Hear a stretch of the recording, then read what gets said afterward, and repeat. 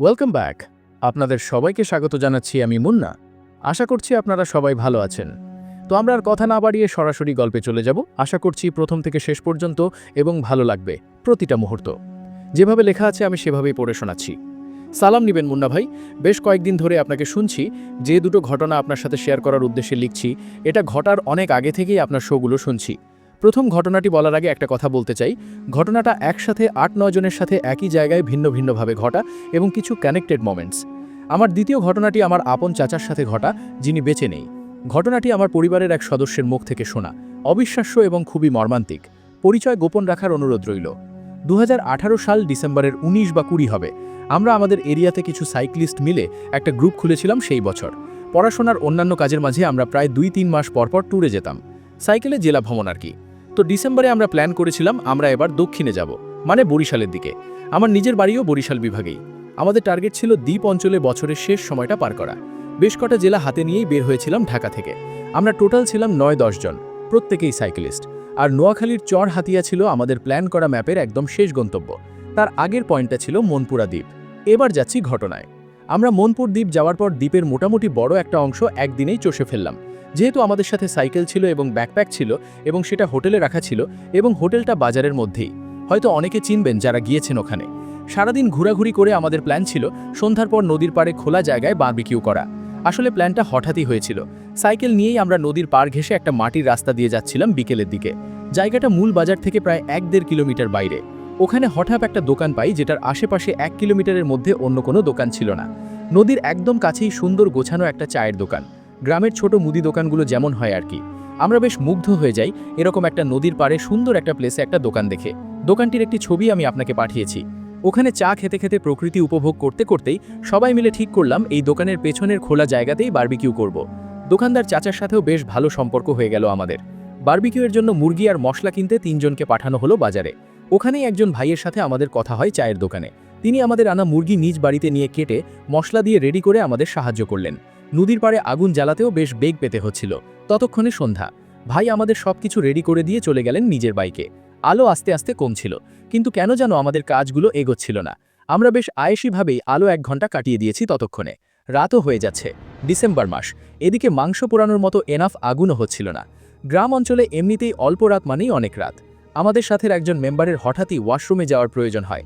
Hotel বেশ দূরে, আবার আমরাও একটু গা ছাড়া ভাব করছিলাম। নাম প্রকাশ করছি না। ও ঠিক করে যে নিজেই হোটেলে যাবে। যেহেতু সাইকেলটায় হেডলাইট লাগানো ছিল এবং হেলমেট কিট ছিল সাথেই, আমরা তবুও রাজি হইনি। গ্রামের পথ রাস্তায় আলো নেই, কুয়াশার মধ্যে একা ছাড়ার প্রশ্নই আসে না। শেষ পর্যন্ত ঠিক হয় ওর সাথে আরও ২ জন যাবে। তারপর ওরা ৩ জন রওনা দেয় হোটেলের উদ্দেশ্যে। এদিকে আমরা আরও কিছুক্ষণ থাকার পর আস্তে আস্তে উঠতে শুরু করি। আমরা তখনও ৬ জন নদীর পাড়ে। তো সাইকেল নিয়ে একসাথে একটু এগোনোর পর মনে পড়ে আমার একটা হুডি চায়ের দোকানে ফেলে এসেছি, যদিও গায়ে আরেকটা জ্যাকেট ছিল। দোকান বন্ধ ছিল বিধায় ভাবলাম সকালে এসে নিয়ে যাব। আমি একটু আমার পজিশনটা ক্লিয়ার করি। রাস্তা ছিল মাটির, দুপাশে নিচু খাদের মতো জায়গা, শুধুমাত্র রাস্তাটাই মাটি ফেলে উঁচু করা। আমরা লাইন মেনটেন করে এগোচ্ছিলাম। কয়েক হাত সামনেই একটা ছোট্ট ব্রিজের মতো, লম্বায় প্রায় ৩-৪ ফুটের মতো হবে, কিন্তু ওঠার সময় ঢালটা একটু উঁচুই বলা যায়। একে একে ৩ জন পার হলাম। তারপর আমি উঠে পার করে সাইকেলটি নিয়ে রাস্তার ডান পাশে দাঁড়াই পানি খাওয়ার জন্য। রাস্তাটার প্রস্থ ছিল ৬-৭ ফিটের মতো। আমি ডান পাশে দাঁড়িয়েছিলাম কারণ আমাদের দেশের রাস্তার বাম পাশ দিয়ে চলাচল করা হয়, আর পিছনেই একটা উঁচু রাস্তা। যে কোনো সাইকেল বা রিকশায় ঢালু জায়গায় কন্ট্রোল করা একটু টাফ, তার উপর মাটির রাস্তা অন্ধকার। সুতরাং আমি ডান পাশে দাঁড়ালে অ্যাক্সিডেন্টের ভয় নেই, কারণ পেছন থেকে সাইকেল আসলেও বাম দিক থেকেই আসবে। কিন্তু তা হয়নি। আমার পেছনের দিকে এসে জোরেই ধাক্কা মারে পরেনজন। আমি কন্ট্রোল হারিয়ে খাদের দিকে ঝুঁকে পড়ি, এক পা মাটিতে এক পা খাদের দিকে। হাত দিয়ে সাইকেলটা আঁকড়ে ধরে কয়েক সেকেন্ড সামলানোর চেষ্টা করি। ততক্ষণে ও আমার জামা টেনে ধরে। যার সাথে ধাক্কা লাগে সে অল্পের জন্য বাঁচি, কিন্তু ততক্ষণে আমার আতঙ্কের সীমা ছাড়িয়ে যায়, কারণ যে খাদে আমি পড়তে যাচ্ছিলাম সেখানে একটা নোঙর রাখা ছিল। আমাকে আর ১ সেকেন্ড দেরি করে ধরতে গেলে ততক্ষণে আমার বুকের ভেতরে সেই নোঙরটি ঢুকে যেত। আমি ওকে জিজ্ঞেস করি কেন আমি রাস্তার বাম পাশে থাকার পরেও ও হেডলাইট অন করেও আমার সাথে ধাক্কা খেলো। ওর উত্তর আমাদের সবাইকে হতবাক করে দেয়। ওরা কি খেয়ালই করেনি আমি সামনে ছিলাম? অথচ এরকম সচরাচর হয় না।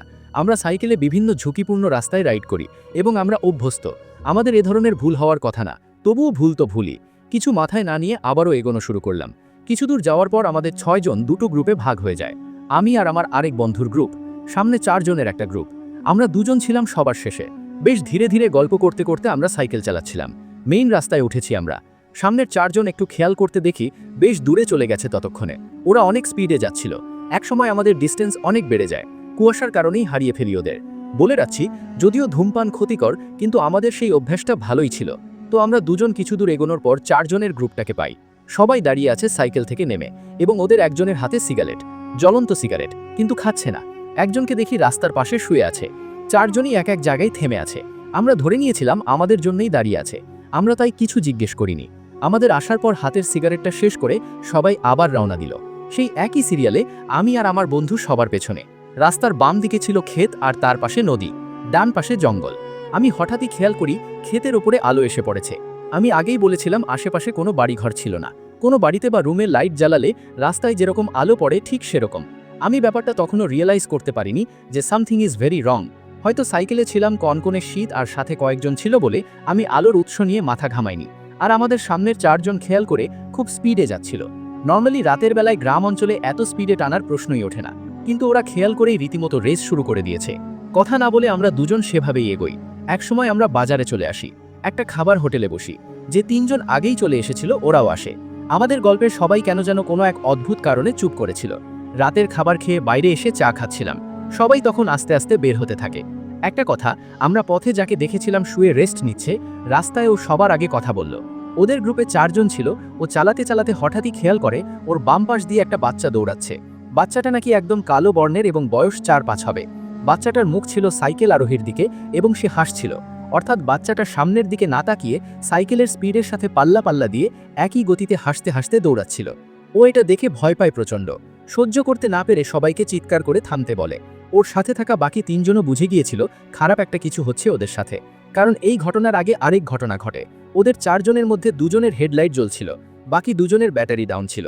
রাস্তায় নাকি হঠাৎই একজনের লাইট বন্ধ হয়ে যায়, যদিও ওর ভাষ্যমতে ওর লাইটটা নাকি একদম নতুন, ট্যুরে আসার আগে কিনে লাগিয়েছিল। মজার ব্যাপার হচ্ছে ওর লাইটটাই আমাদের গ্রুপের মধ্যে সবচেয়ে এক্সপেন্সিভ এবং পাওয়ারফুল। পরে নাকি আবার নিজে নিজেই ঠিক হয়ে গিয়েছিল বাজারে আসার পর। হতে পারে মেকানিক্যাল ইস্যু। লাইট যখন হঠাৎ নিভে গিয়েছিল তখন থেকেই নাকি ওদের খারাপ লাগতে শুরু করে। এর আগে বেশ চনমনে ছিল সবাই।